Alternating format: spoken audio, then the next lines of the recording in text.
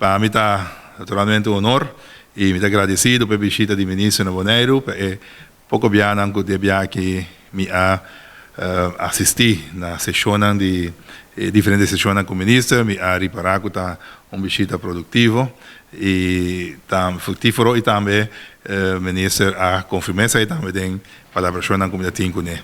Me quero vez que o ministro e deputado mesmo vai mais em detalhe e me agradecer sua delegação também com a Bini com ele cocina por ajuda e assim visita aqui êxito.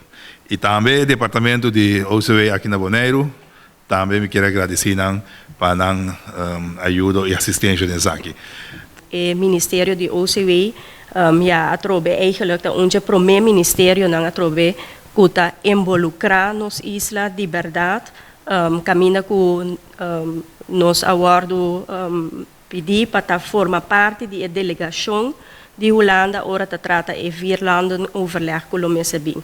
Maneira te conhecida ponto que eigenlijk estava de acordo de 22 de abril de 2010 caminha isla não lo Messe está presente na situação assim, então essa aqui atrobe eigenlijk stap que nós mira que nós vai adiante dessa aqui que in ieder geval que o OCW não está papia over de nós, pero está involucrar nós também em a conversação.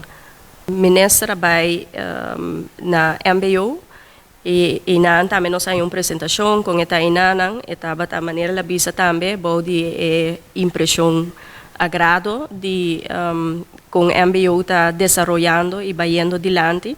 Também nós visita nós visita também Papa Cornés, Escola Amplio Papa Cornés, e também lá há rondleiding e também estava impressionado com esta organização.